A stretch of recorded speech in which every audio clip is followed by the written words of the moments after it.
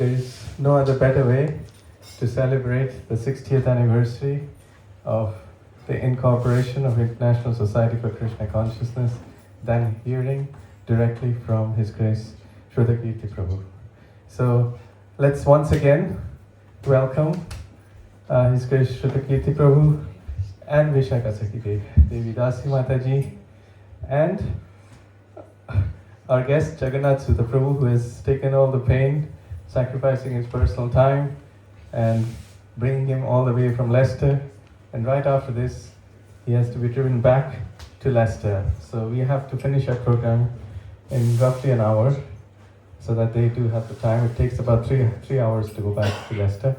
So I don't want to come in the way for this program. So let's just welcome once again, these three wonderful personalities by chanting Hare Krishna, Hare Krishna, Hare Krishna, Krishna Krishna, Hare Hare, Hare Rama, Hare Rama, Rama Rama, Hare Hare.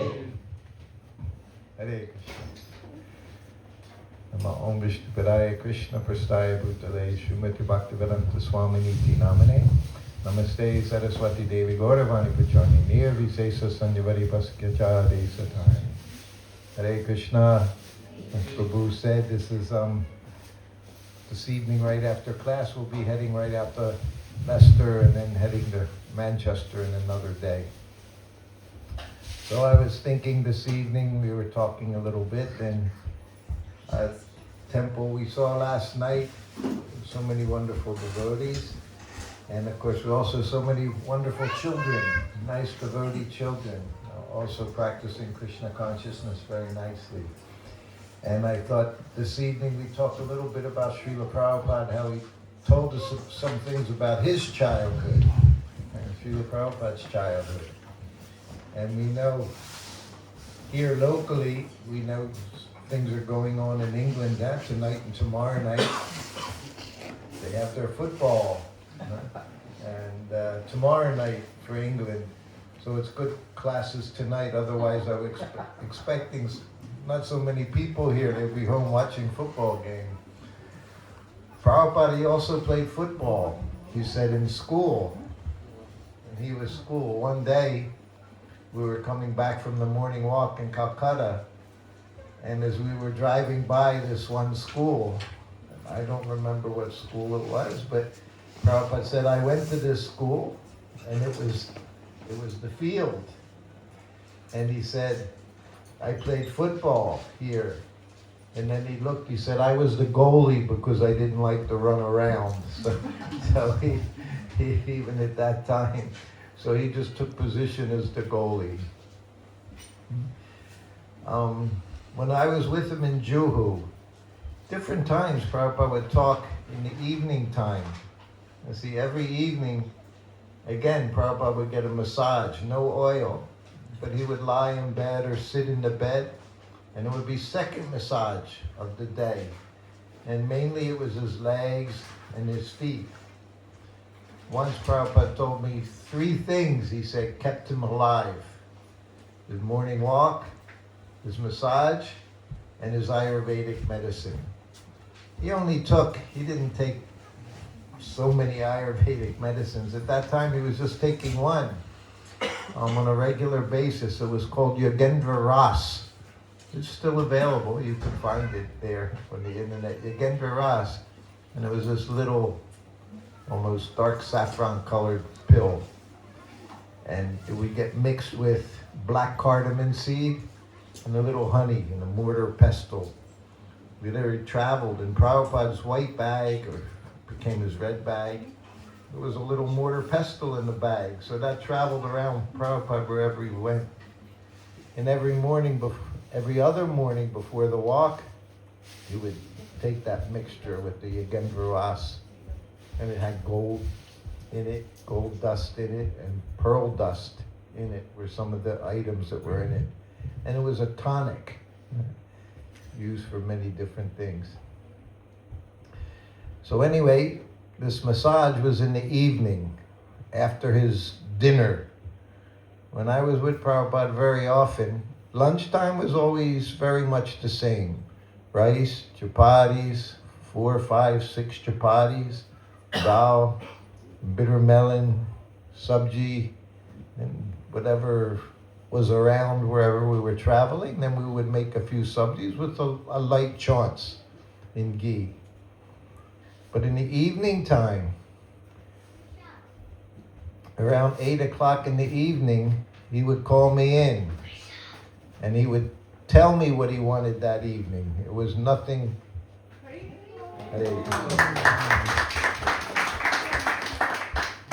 There was no specific evening prasadam. So sometimes he would say, I want puris, potato, eggplant, sabji, parathas, sometimes muri, puffed rice. So this one evening he called me in and he said, tonight, he said, you make puffed rice. Puffed rice meant muri, puffed rice and peanuts. Make a little chunks, you all know how to do it. Little asafoetida, turmeric, like that. And cook it up in the ghee. So he said, make that tonight. He said, last night, he said, I had puri and sabji.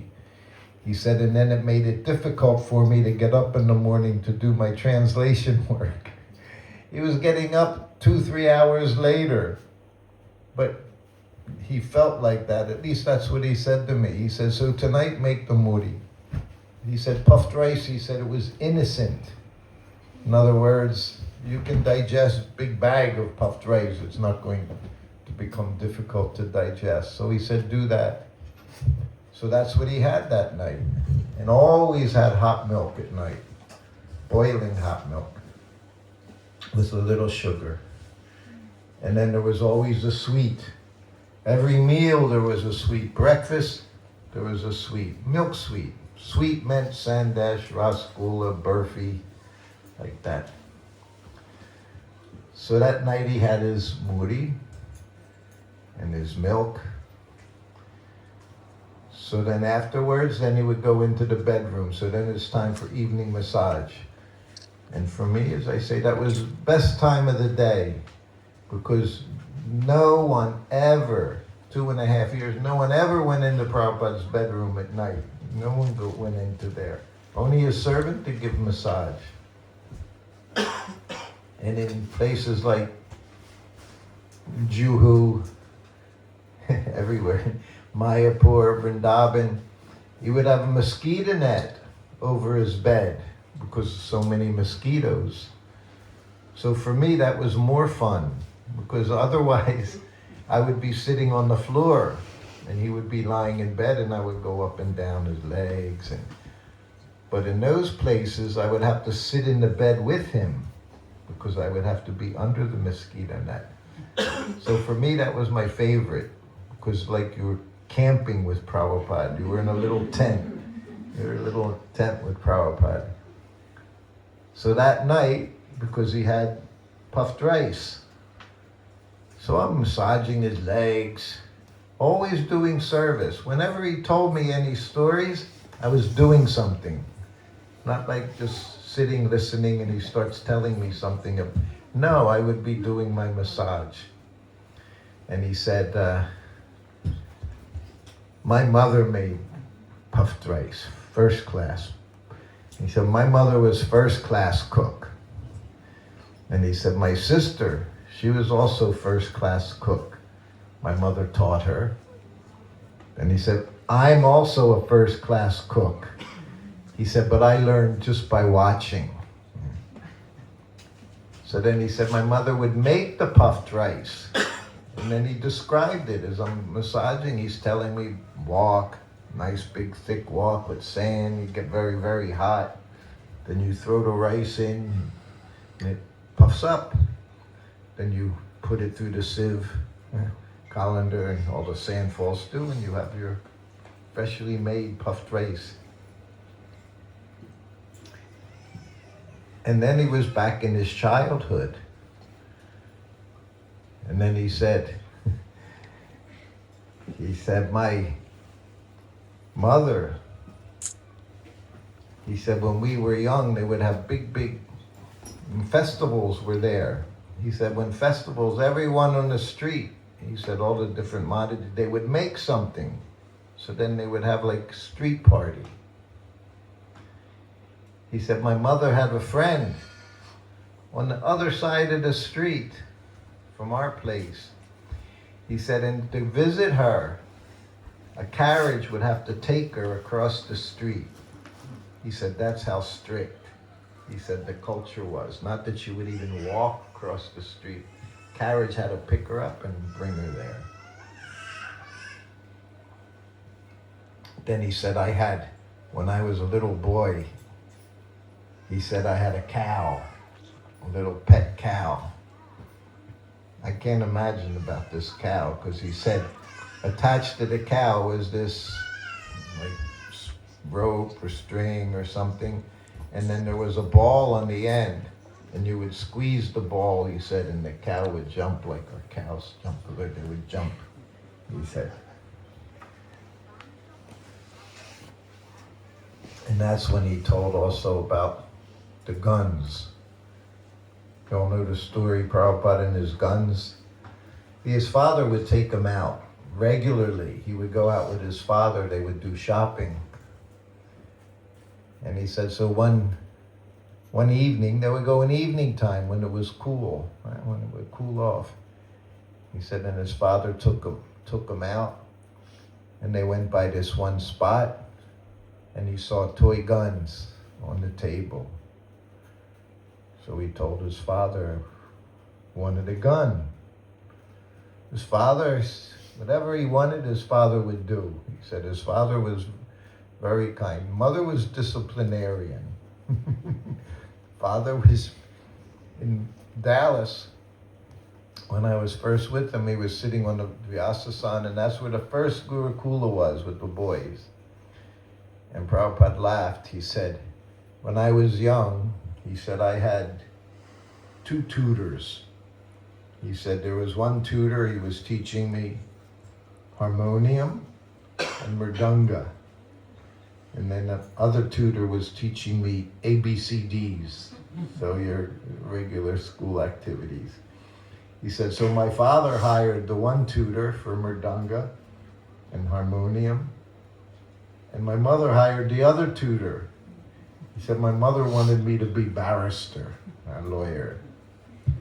He said, and then they would fight, my parents, which tutor would teach me first. He said, because my father, he said, always wanted me to be devotee.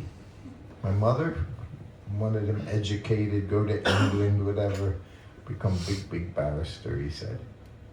So he was telling that in the class with all the children there. He was laughing. He said, I didn't like school. He said, my parents had to hire someone to bring me to school. He said, because otherwise I wouldn't go. He said he didn't like to go to school. So anyway, that one night he saw the gun. He told my father, I want a gun, toy gun. So his father bought him a gun. And what happened? Prabhupada put the gun in his hand, and he looked at the gun, then he looked at his other hand, and he didn't have a gun in his other hand. He told his father, I want another gun. His father said no. His father never said no, but his father said, no, you have a gun. He said, I want another gun. Again, his father said, no. He tried to be strict. He said, no, you have a gun. And Prabhupada, when he was talking, he's there. He's bringing you there. He uses different voices for the different people. He uses father's voice, his voice. So then for the 3rd time, he said, I want another gun for this hand.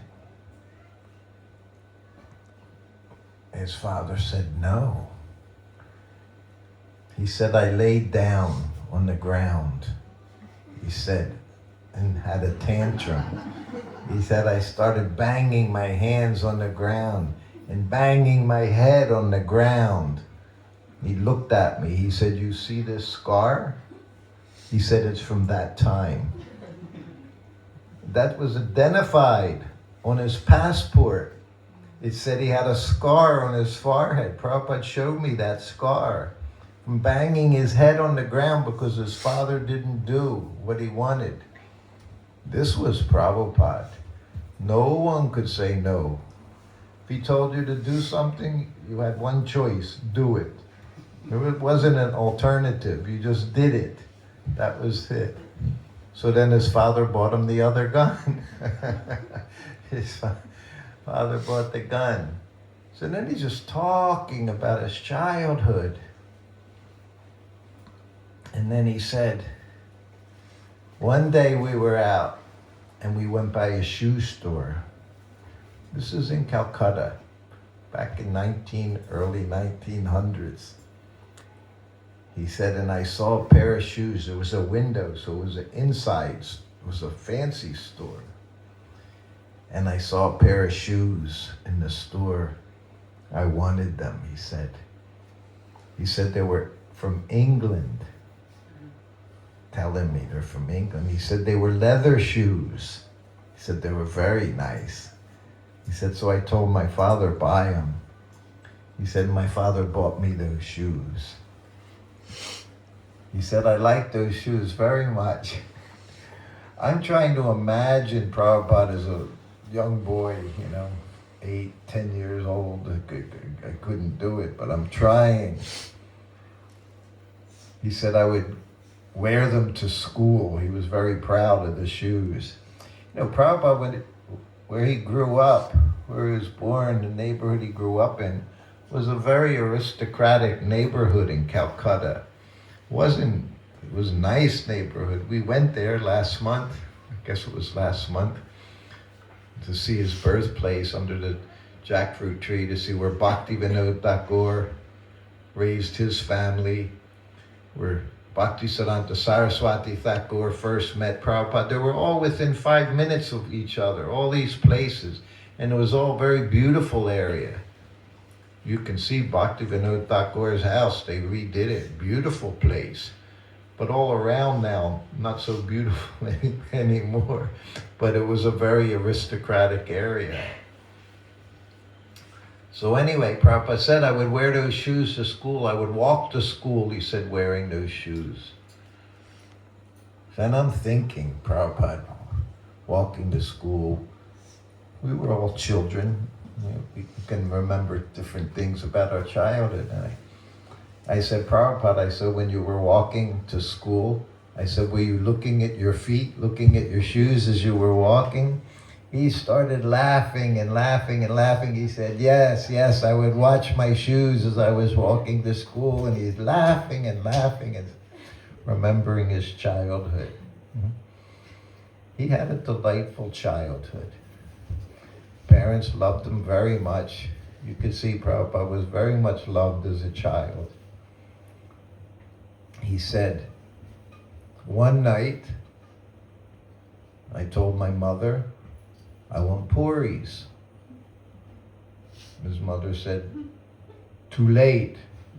Mother, Bengali mother. Said it was too late. When Prabhupada was born, what did his mother do? She had a vow. She ate with her left hand. And she did that until, of course, Prabhupada was old enough and he said, why are you eating with your left hand? Everybody eats with their right hand. And then she stopped. But that was a vow of protection that she practiced. That was one of their ideas, how to protect her son. She wanted to protect them so much. So that night he said, I want puris. His mother said, no, I'll make you muri. She said, it's too late. She said, it's too late to eat so heavy. What happened? Prabhupada again for the second time. I want puris, he said. And again, his mother said, no, I'll make you muri, puffed rice. She said, too late. For the third time, Prabhupada said, I want puris. He's telling me this as I'm massaging him. He's lying there. He's just in ecstasy, remembering his little childhood. He said, I want puris. He said, and my father said, if he wants puris, give him puris. And then he said, perhaps my father knew. That's all he said. Perhaps my father knew. I could understand, and he would never elaborate on who he was. He was not ordinary person, not an ordinary devotee. And he's saying, maybe my father knew I was the person. I'm going to give Krishna to everyone in the world. That was all in one evening, just because he had puffed rice that evening for his meal. Everything just started talking, remembering very happily his childhood. He said, we weren't wealthy. He was around wealthy people. He said, but we had everything we needed. He said, in mango season, he said, we would have a basket of mangoes in the house, in the kitchen. He said, and me and my sister, him and his sister, they were close. Mabatarini, Pishima, his younger sister. He said, we were close. And we would run through the house, he said, and we could just reach in and take a mango. We didn't have to ask. He said, can I have a mango? He said, everything was there. He said, we had everything. He said, we would go up on the roof and he would fly a kite. Of course, and he would take charge. Sister was around a lot. It sounds like his younger sister was with him very often. He said, and run and say, pray to Krishna, pray to Krishna. He said, make the kite fly, make the kite fly. So they pray to Krishna, the kite would go up in the air. Everything, Krishna, everything. He said, I remember being in my older sister's lap and holding me. She was holding me. He said, maybe I was 6 months old. He remembered 6 months. His life, 6 months. He wrote a letter to a disciple who talked about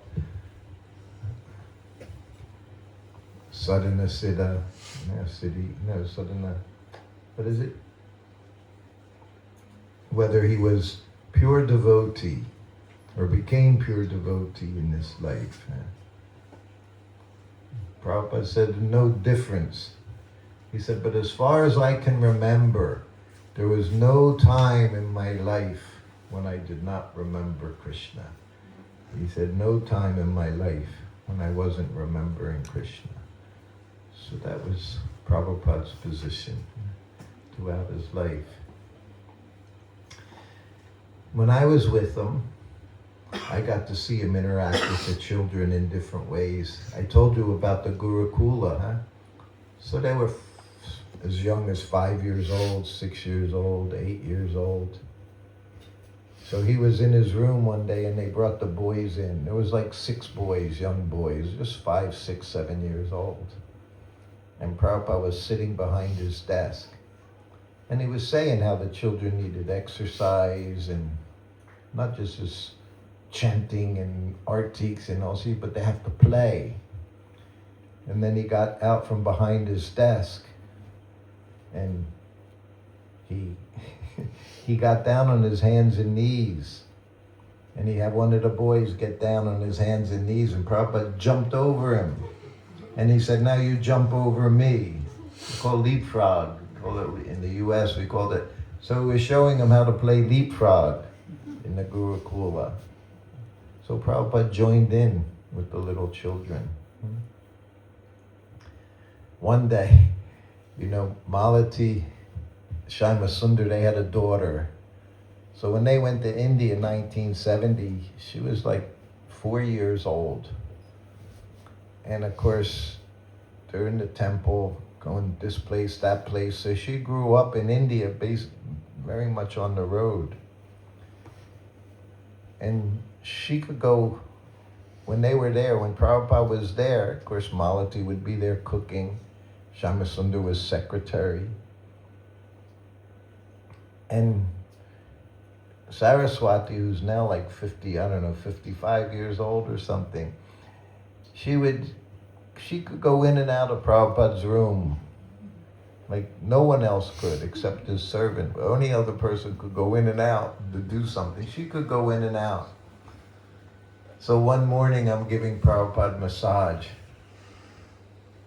And Prabhupada's sitting on the floor, straw mat on his gamsha, and I'm sitting behind him, rubbing his back. And she comes in, and she has a little box of biscuits, like animal crackers, these little sweet biscuits. So she has the box, and she's got one in her mouth. And she's just coming in, and she's just curious. She's just watching Prabhupada get massaged. She's not saying anything, and she's chewing on her little cookie. And Prabhupada's looking at her. He said, "You know what you remind me of?" She's going, "No, no." He said, "You remind me of the garbage trucks in New York City." He said, "You know, in New York City, 60 years ago, Prabhupada was in New York, just like here. You have early in the morning they come, like Mangal Arti time. Garbage trucks are picking up the trash, the garbage." So he said in New York City, these trash trucks, garbage trucks, they would come early in the morning. He said to pick up the trash. And I'm massaging. She's just looking at Prabhupada. And he's saying, so they would stop. He said, and in the back, there was one man. He said, and there's a lever. He said, and he would grab the lever and pull the lever up, and the mouth opens up. He said, then the man, he would grab the trash can, garbage, and throw it in. And then you pull down the lever, and the garbage truck goes, He's doing this, and he's showing her what he's doing. He said, you remind me of that. He said, throwing all this garbage in your mouth. She just looked, and then she just walked away. But he knew how to deal with everyone. He could deal with little 4-year-old children, could deal with his male disciples, his female disciples he could deal with in a different way. Krishna Balaram Mandir, when they opened the temple, they had to put one of his Vyasasan was white marble Vyasasan, so it had cushions. A cushion, to this day, you can see cushions there, side, round pillars on the side. So at one point they changed them. And whatever you made, it's not like you could test them. You couldn't sit on them because they're Prabhupada's cushions. They're for him, Not like you can put the deity clothes on when you see how they fit or something. So anyway, this Mataji, she made cushions, nice cushions for Prabhupada's Vyasasan. Like big like this. And the side ones, put it down. So that day, Prabhupada came the first day, and he sat down on the Vyasasan. And when he sat down, the cushion he sat on went, and it went up around his head because it kind of deflated and everything went up. And Prabhupada looked at his secretary. He said, who has made these cushions? And the secretary pointed. The girl was over there. His disciple was over there. He said, she's made them, Srila Prabhupada. Prabhupada looked at her with a big smile, said, very nice. Very nice. So he knew how to deal with everyone. Not everyone the same, like Ayurvedic medicine. No one's the same. Everyone's different, required different way to deal with. Bhaktivedanta Manor, one evening, every evening he would give darshan.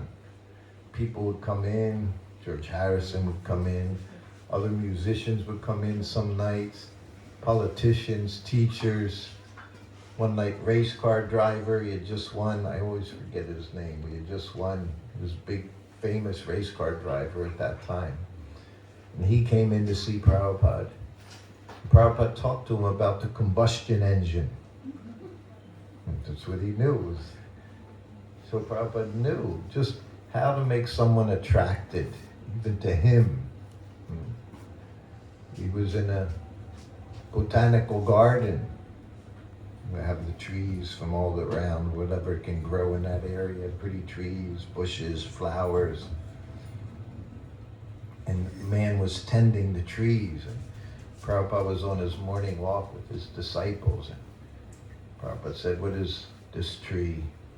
And the man would give him the name, the Latin name, the English name. Prabhupada said, "What's this tree?" And the man knew the answers. So very happy when you can tell somebody. He's asked a question. He said, "This is this." And Prabhupada asked, "This flower, what is this?" And then Prabhupada started to tell him about the trees in Vrindavan, all the different trees and the flowers in Vrindavan that grew in Vrindavan. So Prabhupada turned it around so he could describe Krishna's glories. And Prabhupada was expert in getting everyone attracted in Krishna consciousness. So we're having a short class. I have limits, but we have time for questions. Last night there were some very nice questions. If you have any questions, it's going to be your last chance until next year at this time. We hope to come back again. If you all invite, we'll come back and see you again. Does anyone have any questions? Yes. Mataji, Hare Krishna. Yes. Thank you so much. Do you have a microphone or no? It won't go that far. Okay. Thank you so much for coming, and we hope to see you again. I wanted to ask about your book. What's the difficulty? It's been so long since I read it. So, how did the book come about? When you were like thinking to make it, did you have like it had to be this big, this big, this big? And would you ever do like another edition, like extra 50 pages, second edition coming out? Thank you. Yeah. How it came about, I never imagined writing a book. In 1978, which was just months after Prabhupada left, I was temple president in Hawaii, Honolulu, Panchatattva temple. And Satsarup Maharaj came there, who was given the responsibility of doing Lilamrita, Srila Prabhupada's Lilamrita. So he spent 3 days there interviewing me. And I told him so many stories that all turned up in the Lilamrita and the little nectar books and this book, that book. And many months later, he sent me, his disciples, they sent me to stack all the transcripts of our conversations over those 3 days. And that was like I said, that was 1978. And they wound up sitting in a closet for many, many years. After he sent them to me, there were manuscripts from so many God brothers and God sisters that he had interviewed, all sitting in that at Gitanagari farm. They had one place, like a go-down. The whole go-down burnt down. All of the transcripts were gone.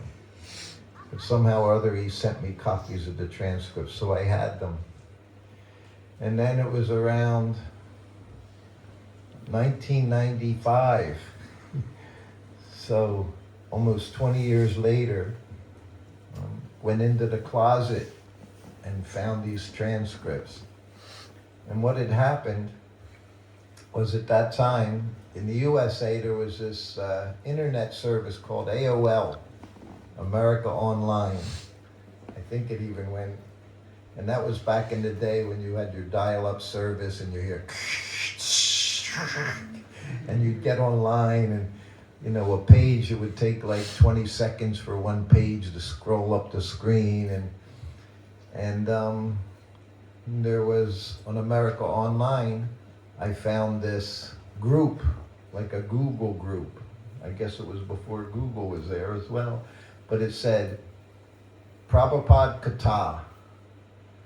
And this was almost 20 years after Prabhupada left.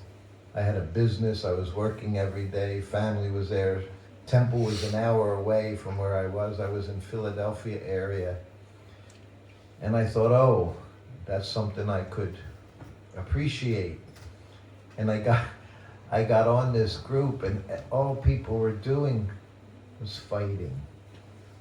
Prabhupada, you had the Narayan Maharaj people, you had the Ritvik people, you had the Sridhar Maharaj. Everyone was arguing, who was this? So it had nothing to do with Prabhupada Katha. I had a very different concept of Prabhupada Katha. So I found those transcripts, and it's all I did. The very first one, that's in my book that way, practically the very beginning, I found a letter that I had written to a devotee in 1972 during Kartik, when I was with Prabhupada, my very first weeks with Prabhupada in Vrindavan. And I sent Kuladri a letter telling him, Prabhupada said this, Prabhupada said this, Prabhupada did this. Devotee asked Prabhupada, where's Sumeru Mountain? Prabhupada said, in the sky. And as all I did was put like 2 sentences on from the letter, because I wasn't even thinking. And that was on the internet. And then the next day I came home and I found another part of the letter, and I put that on there. Kirtanananda Swami asked if we should do arti to the cows. Prabhupada last said no. He said you can brush them, he said, and polish their hooves and do arti to the cows. Right? This is the way we were. We didn't know what to do, what not to do. So I just started saying, Prabhupada said. Devotee asked Prabhupada, how do we control our mind when we chant japa? Prabhupada said, there's no question of mind. You chant with the tongue, you hear with the ears. That was it. I said, shortest japa retreat ever. That's all you have to know. You don't need to know anything else. You hear.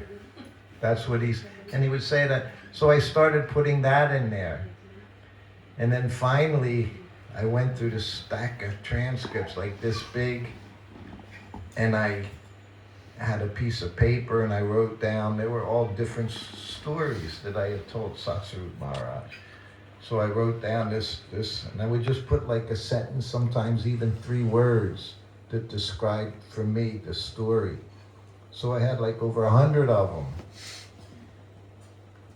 And then just that little bit of diving into Prabhupada, it changed me. So then I had a business, I was working, I'd come home from work and I'd grab my sheet and pick out the story for the day. And then I would tell that. And then devotees all around the world started sending me their email addresses. Send me the story. So all of a sudden, I was putting it in the groups, and then I had like over 50 people that were wanting me to forward them the story of the day. And we called it Srila Prabhupada Uvacha. Srila Prabhupada said. That was way back then. And that went on like that.